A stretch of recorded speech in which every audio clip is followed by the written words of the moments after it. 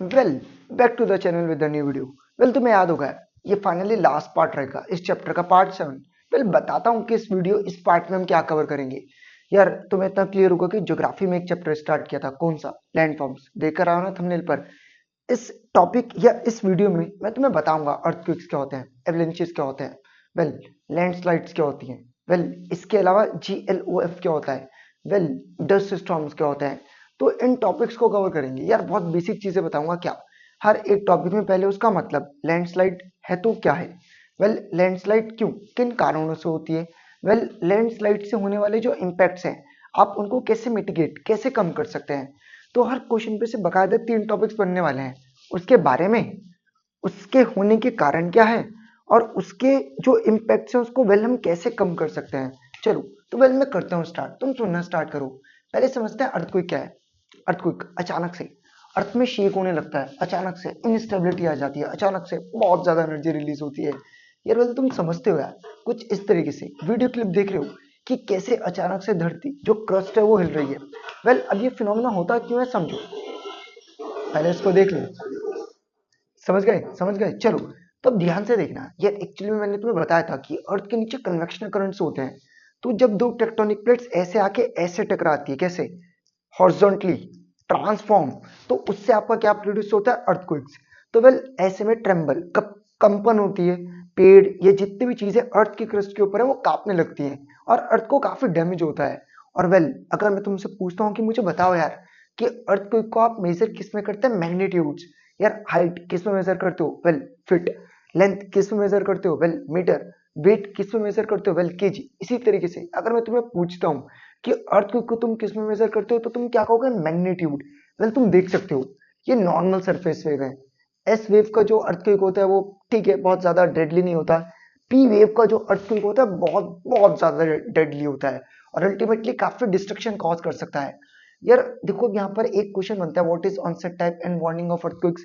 क्या कोई टेक्नोलॉजी है कि जिससे हम अर्थक्वेक के आने का पता लगा सकें? सिस्मोग्राफ। मैं तुम्हें बताता हूँ। यार एक्चुअली में आपकी बुक में गिवन है कि सिस्मोग्राफ एक पर्टिकुलरली टेक्नोलॉजी है जिसके थ्रू आप पता लगा सकते हैं कि क्या अर्थक्वेक्स आने वाले हैं। लेकिन यार ये टेक्नोलॉजी ना बहुत ज्यादा एग्जैक्ट नहीं है, तो आप एक्चुअली में प्रिडिक्ट कर नहीं सकते। तो इसलिए यहाँ पर एक वर्ड भी मेंशन किया है कि मैन के पास अभी तक ऐसी कोई टेक्नोलॉजी है ही नहीं जो कि हमने इन्वेंट की हो कि हम बता सके कि एक्चुअल में अर्थक्वेक आने वाला है कि नहीं। इसलिए अर्थक्वेक को क्या भी कहा जाता है? सडन ऑनसेट हैजार्ड, अचानक से आने वाला कोई भी रिस्क। अगर मैं बातचीत करता हूँ, कुछ वेस्टर्न कंट्रीज जैसे कि यूएसए हैं, उन्होंने अरेंजमेंट्स किए हैं कि जैसे अर्थक्वेक आएगा लाउड सायरेंस बजा दिए जाएं।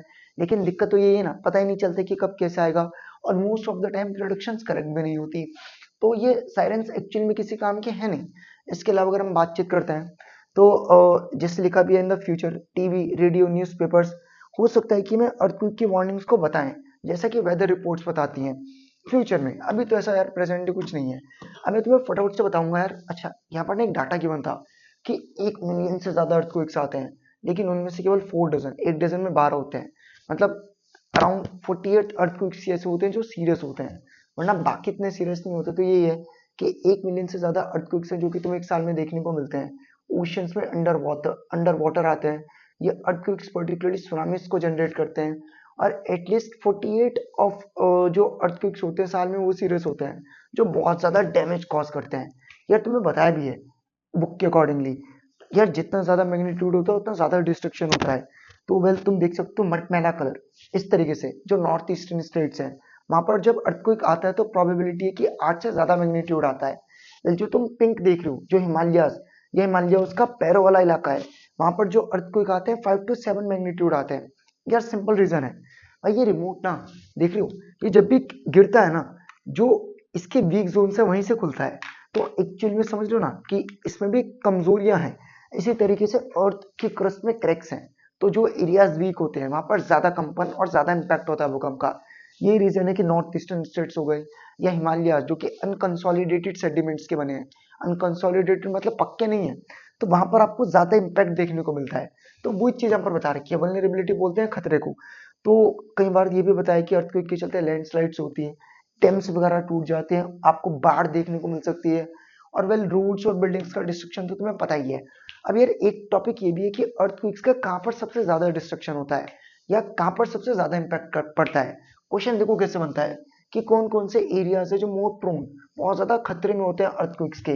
तो एक सॉफ्ट सॉइल्स का मतलब यार जहाँ पर मिट्टी चिकनी या पर्टिकुलरली सॉफ्ट होती है, तो वहां पर जो इम्पैक्ट होता है इन वेव्स का ज्यादा पड़ता है और आपको ज्यादा डिस्ट्रक्शन देखने को मिल सकता है। इसके अलावा पर्टिकुलरली वीक बिल्डिंग्स हो गई, ऐसी बिल्डिंग्स जिनकी दीवारें कमजोर हैं, वहां पर अर्थक्वेक सबसे पहले आएगा। मतलब जो एरियाज पुराने हैं वहां पर अर्थक्वेक ज्यादा इम्पैक्ट करेगा। इसके अलावा ऐसी कुछ बिल्डिंग्स जिनकी जो रूफ्स हैं काफी हैवी हैं, तो वहां पर भी अर्थक्वेक का तुम्हें एक सीरियस और मेजर इम्पैक्ट देखने को मिल सकता है। और एक जो इलाके स्टीप है वहां पर, क्योंकि एकदम से ग्रेविटी नीचे भी पुल करती है, सॉरी नीचे की तरफ भी चीजों को अट्रैक्ट करती है और कंपन भी हो रही है, तो ये कुछ एरियाज हैं जहां पर कि अर्थक्वेक का आपको ज्यादा इम्पैक्ट देखने को मिलता है। तो तुम्हारी बुक में गिवन भी है, देख सकते हो। इसके अलावा अगर मैं बातचीत करते हैं, यहाँ पर बता रखा है कि क्या क्या टिपिकल इफेक्ट्स होते हैं अर्थक्वेक के। एक तो पैनिक। यार मुझे एक बात बताओ, क्या कभी तुम्हें डर लगा? क्या तुम्हारे पीछे कभी कुत्ते पड़े? क्या तुम्हारी हार्ट बीट तेज होती है? तो ऐसे में हम लोग जानवर इंसान पैनिक करते हैं और कई बार हार्ट बीट के तेज होने से हम लोगों की मौत हो जाती है। फिजिकल डैमेज देखने को मिल सकता है, सड़कें टूट जाती हैं, रोड्स टूट जाते हैं। तो वही सब किसका पार्ट हो जाता है? Physical damage. Bridges, walls, tanks, बहुत सारी चीजें जो कि टूटती है। पब्लिक हेल्थ हैजार्ड्स, यार लोग मारे जाते हैं यार, पर्टिकुलरली वाटर बॉडीज टूट जाती हैं। सीवेज, सीवेज समझते हो? यहाँ पर तुम्हारा टॉयलेट का पाइप कनेक्टेड है वो टूट जाता है। सैनिटरी पाइप्स, यार क्या तुम्हारे घर में सरकारी टंकी से पानी आता है? तो वो पाइप्स टूट जाते हैं। सिर्फ इतना ही, लोगों के दिल फेल हो जाते हैं और एपिडेमिक मतलब कई सारी महामारियां भी फैल जाती हैं। और वैसे यार दिक्कत होगी, कन्वीनियंस टूट जाती है, रोड्स टूट जाते हैं, सिविल सर्विसेज मतलब वाटर पाइप्स। वही मतलब मेनली हम जो लोग हैं वो एक नैतिक जीवन नहीं जी पाते, बहुत सारी दिक्कतें देखने को मिलती है। हमारी इकोनॉमिक एक्टिविटीज रुक जाती हैं। यार ऑब्वियस है ना। यार पर्टिकुलरली कल को कोई बाढ़ भूकंप आ गया। क्या तुमने एक मूवी देखी ओ माय गॉड? नहीं तो जाकर देखो अक्षय कुमार की, बस तुम्हें मजा आएगा। उसमें डिस्ट्रक्शन मतलब अर्थक्वेक के चलते एक इंसान की दुकान टूट जाती है, और क्या दुकान के टूटने से मेरा रोजगार खत्म होगा? क्या मुझे दिक्कत होगी? ऑब्वियस। तो वो भी एक इशू है। इसके अलावा आग लगना। यार अमूमन ऐसा होता है कि जो कुछ आपके फ्लेमेबल सब्सटेंसेस होते हैं जैसे पेट्रोल, केरोसिन, तो वो किसी एक स्टोर मतलब किसी भी एक कंटेनर में स्टोर है। अब अर्थक्वेक के चलते वो कंटेनर टूट सकता है और चांसेस है कि आग लग सके। तो ऐसे कुछ रिस्क तुम्हें क्या देखने को मिल सकते हैं। देखो अब रिस्क तो रहेंगे, अब सवाल है कि क्या उनको कम किया जा सकता है? क्या कोई तरीका है कि इस तरीके के रिस्क को मिटिगेट, मिटिगेट मतलब क्या कर सके, कम क्या कर सके? तो यार तरीका है। एक तुम्हारा होगा स्ट्रक्चरल मिटिगेशन, और एक स्ट्रक्चरल मिटिगेशन के साथ साथ तुम्हारा क्या होगा, नॉन स्ट्रक्चरल मिटिगेशन। मैं बताता हूँ स्ट्रक्चरल मिटिगेशन क्या है। जैसे देखो, अभी यार ये वीडियो देखना, देख रहे हो? मैंने जानबूझ के यहाँ पर ट्रेन की साउंड लगाई थी। तो वेल, अगर तुम रिलेट कर पा रहे हो तो तुम पर्टिकुलरली चीज को देख पा रहे होंगे कि ये पूरी की पूरी एक बिल्डिंग है। और इस बिल्डिंग में अगर तुम ध्यान से देखते हो तो इस बिल्डिंग के नीचे आपको particularly a type of engineering देखने को मिलती है। और ये इंजीनियरिंग किस चीज का ध्यान रखती है? ये इंजीनियरिंग ध्यान रखती है कि अगर कल को किसी भी प्रकार से कोई भी अर्थक्वेक आता है, कोई भी कंपन होती है, तो ये एब्जॉर्ब कर ले कि ज्यादा इम्पैक्ट ऊपर ना पड़े। तो जापान में जैसे इस तरीके के स्ट्रक्चर्स का यूज किया जाता है। तो ये सब चीजें हैं। आप कुछ बिल्डिंग्स को प्रॉपर्ली डिजाइन कीजिए, कंस्ट्रक्ट कीजिए, ताकि वो अर्थक्वेक को रेजिस्ट कर सके। इंजीनियर्स और आर्किटेक्ट्स को एक साथ काम करना चाहिए, स्ट्रॉन्ग बिल्डिंग्स को बनाएं। कुछ भी चीज को बिल्ड करने से पहले सॉइल को टेस्ट किया जाए। कहीं पर भी अगर सॉफ्ट सॉइल चिकनी मिट्टी है तो वहां पर बिल्डिंग्स ना बनाया जाए। रिवर के बैंक्स मतलब रिवर के किनारों पर और जो एलुअल फर्टाइल प्लेन्स होते हैं वहां पर बिल्डिंग्स को बहुत सोच समझ कर बनाया जाए, क्योंकि सबसे ज्यादा इम्पैक्ट यहीं पर पड़ता है। क्लियर? तो ये कुछ चीजें हैं। इन शॉर्ट अगर मैं तुम्हें कहूँ तो एक प्रॉपर स्ट्रॉन्ग डिजाइन, एक प्रॉपर सॉइल, इसी के थ्रू आप पर्टिकुलरली जो बिल्डिंग्स है उसको क्या बना सकते हैं, सेफ, ताकि अर्थक्वेक्स का ज्यादा इम्पैक्ट ना पड़े। तो वही कुछ तरीके है कि लैंडस्लाइड्स को रोकने के लिए आप कुछ इस तरीके की दीवार बना दीजिए ताकि फ्लड ना आए। तो कुछ इस तरीके की वॉल्स बना दीजिए। डैम्स को प्रॉपर तरीके से रेगुलेट करें। कार्बन स्ट्रक्चर्स बनाएं कि लैंडस्लाइड अगर हो तो सिस्टमेटिकली हो। डैम स्ट्रक्चर बनाएं कि पानी का फ्लो एकदम से तेज ना हो। तो ये कुछ तरीके हो सकते हैं जिसका कि पर्टिकुलरली आप क्या कर सकते हैं, यूज क्या कर सकते हैं, यूज। वेल, इसके अलावा कुछ आपके नॉन स्ट्रक्चरल मिटिगेशन मेजर्स हैं। यार इसमें लोगों को अवेयर करो, लोगों को एजुकेट करो कि अगर कभी भी अर्थक्वेक आए तो फटाफट से घर से बाहर निकलो। घर से बाहर नहीं निकल सकते तो पर्टिकुलरली किसी भी एक जगह पर शेल्टर लो ताकि तुम्हें चोट ना लगे। Well, one of the most important चीज है, कभी भी लिफ्ट का यूज ऐसे में मत करो। लिफ्ट की जगह स्टेयर्स का यूज करो और एक ओपन एरिया में आ जाओ, ताकि अगर अर्थक्वेक आए तो तुम्हें डैमेज कम हो। तो वही लोगों को बताना कि तुम क्या कैसे कर सकते हो। कुछ वर्कशॉप्स को कंडक्ट किया जाए, मीडिया सोशल मीडिया का यूज किया जाए, लोगों को बताया जाए कि चीजों को और रिस्क को कैसे मैनेज करना है। तो वही चीज यहाँ पर बता रखी है कि साइंटिस्ट एग्जैक्टली तो नहीं बता सकते कि पर्टिकुलरली कब कहाँ कैसे अर्थक्वेक आने वाला है, लेकिन उन्हें फिर भी एक आइडिया मिल जाएगा, तो वो लोगों को गाइड कर सकते हैं। जब तुम्हें इन्फॉर्मेशन मिले, यार मान लो कि पर्टिकुलरली आपका दिल्ली में अर्थक्वेक आता है, तो हो सकता है कि सहारनपुर में उसका इम्पैक्ट देखने को मिले, तो सहारनपुर के लोगों को पहले इत्तिला बता दिया जाए, टीवीज के थ्रू, रेडियोज के थ्रू, न्यूज़पेपर्स के थ्रू लोगों को एजुकेट किया जाए, अवेयर किया जाए, बताया जाए कि अर्थक्वेक कितने डेडली हो सकते हैं। तो वो सब चीजें हैं, डूज डॉन्ट्स बताए जाए, मतलब सेफर बिल्डिंग बनाएं, बिल्डर्स को कहें कि कुछ भी चीज गलत ना करें, तो मतलब कुछ गाइडलाइंस स्ट्रिक्ट जनरली चीजें बताई जाएं। इंजीनियर्स, आर्किटेक्ट, बिल्डर्स को बताया जाए सेफ बिल्डिंग बनाएं।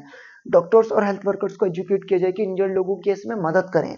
वेल गवर्नमेंट ऑफिशियल्स, बैंकर्स, जितने भी गवर्नमेंट के लोग हैं, उन्हें बताया जाए कि कैसे अपने आप को रिलीफ और रिकवरी ले सकते हैं। तो यही कुछ तरीके हैं जो कि देखने को मिल सकते हैं। क्लियर? चलो, तो वेल अब मैं बातचीत करता हूँ लैंडस्लाइड। ये लैंडस्लाइड तुम्हें पता है, हमने कई बार मल्टीपल वीडियोस को देखा कि अगर मैं लैंडस्लाइड की बातचीत करता हूँ, तो लैंडस्लाइड एक्चुअली में किसको बोलते हैं?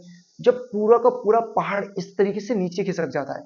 यार बहुत ध्यान से देखना, क्या तुम्हें नहीं लगता कि कितना खतरनाक फिनोमेना है कि एक पहाड़ का पूरा स्तर ऐसे नीचे खिसक गया, उसको लैंडस्लाइड कहा जाता है।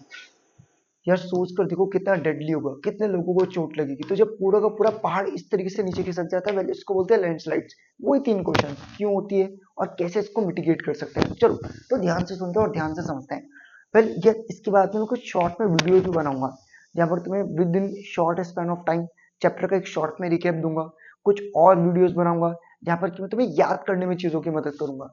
तो ध्यान से देखते हैं कौन कौन से फीचर्स हैं लैंडस्लाइड्स के, या कौन कौन से फैक्टर हैं जिसके चलते लैंडस्लाइड्स देखने को मिलती हैं। तो जो पहाड़ी इलाके होते हैं, रिवर्स के आसपास, वहां पर आपको लैंडस्लाइड्स देखने को मिलती है। कई बार कुछ कंस्ट्रक्शन एक्टिविटीज चलती हैं।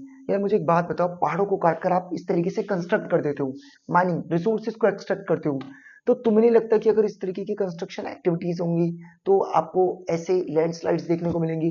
बारिश के चलते, बर्फ के चलते, अर्थक्वेक के चलते मिट्टी ढीली हो जाती है और एकदम से नीचे की तरफ गिरती है।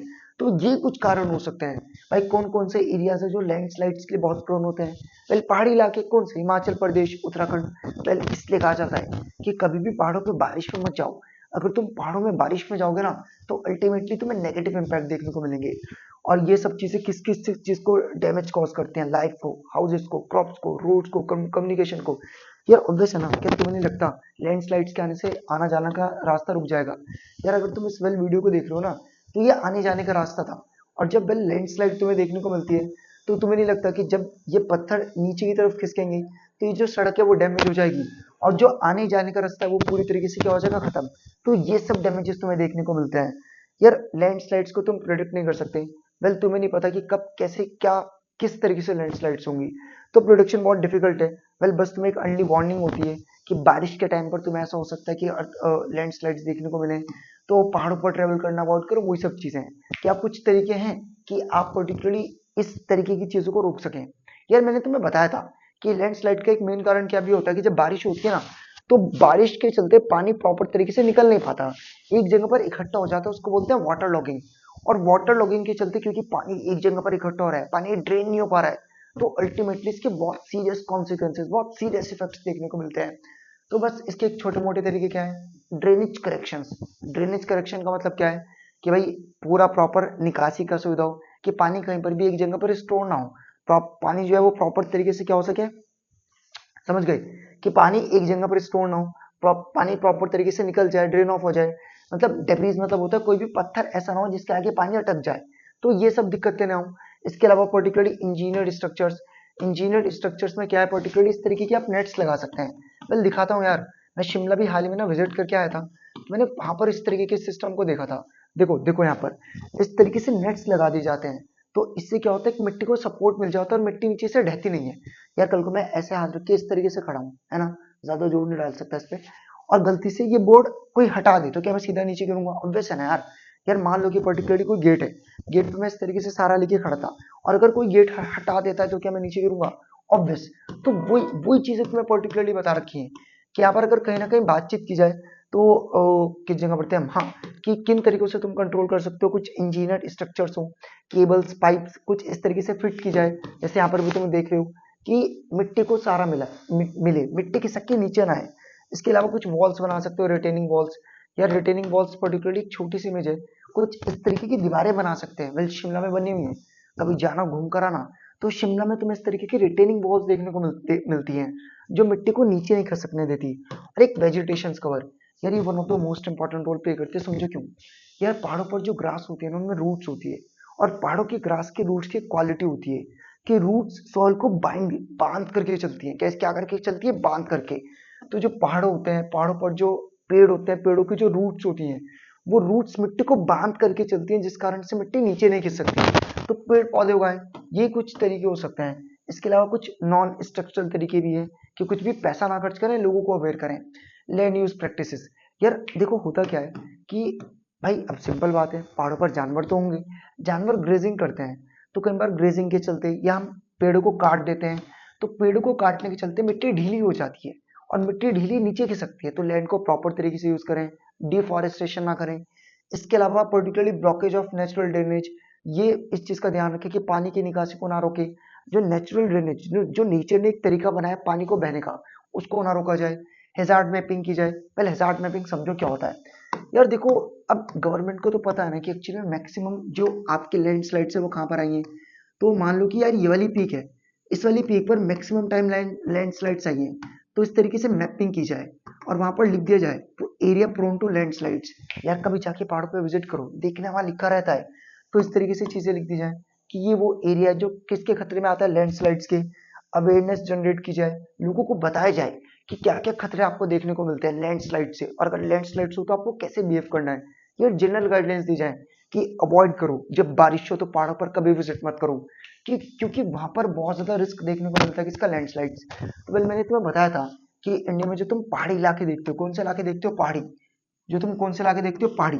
तो पहाड़ की भी ना रेंजेस होती है यार, पहाड़ों की भी ना रेंजेस होती है, बल्कि तुम्हें बताता हूँ, ध्यान से सुनना, ध्यान से सुनना। पहाड़ों की भी रेंजेस होती है, एक जैसे सबसे ऊपर वाली रेंज हो गई, फिर मिड वाली रेंज हो गई, सबसे नीचे वाली रेंज हो गई। तो जो पहाड़ों की सबसे नीचे वाली रेंज होती है, इसको शिवालिक्स कहा जाता है। क्या कहा जाता है? शिवालिक्स। और वेल यार ये शिवालिक्स अनकंसोलिडेटेड सेडिमेंट्स होते हैं। अनकंसोलिडेटेड क्या है? अगर मैं इसको 3D बनाऊं तो ऐसा समझो कि भाई ये जो पहाड़ों के पत्थर थे ना, वो टूट कर आकर नीचे वाली रेंज में इकट्ठा हो जाते हैं। ये नीचे वाली रेंज, जिसको मैं क्या नाम दे रहा हूँ, शिवालिक। क्या नाम दे रहा हूँ? ये नीचे वाली रेंज, जिसको मैं क्या नाम दे रहा हूँ, शिवालिक। तो पहाड़ों के पत्थर टूट कर इस नीचे वाली रेंज पर इकट्ठा हो जाते हैं, और ये वो एरियाज होते हैं जो मोर प्रोन होते हैं लैंडस्लाइड्स के। मतलब जैसे तुम मसूरी जाओ तो वहां पर तुम्हें मेनली लैंडस्लाइड्स देखने को मिलेंगी। तुम देहरादून जाओ, ये पहाड़ी के निचले इलाके होते हैं शिवालिक्स, यहाँ तुम्हें मैक्सिमम लैंडस्लाइड्स देखने को मिलेंगी।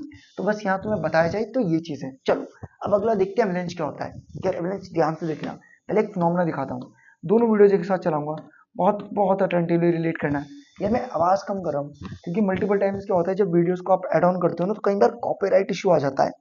तो मैं नहीं चाहता कि यार कोई भी कॉपीराइट इशू हो, कोई भी कॉपीराइट स्ट्राइक आए। तो ध्यान से देखते चलना, ध्यान से देखते चलना, दोनों वीडियोस को एक साथ देखो। यार तुम्हें नहीं लगता कि पहाड़ पे से बर्फ किस तरीके से गिर रही है, और यार ये बहुत डडली होती है, और अगर तुम इसके चपेट में आ गए ना तो तुम दब के मर जाओगे, तुम बचोगे भी नहीं। तो तुम्हें देखकर लगता नहीं कि कितना अजीब और कितना खतरनाक सीन आ रही है।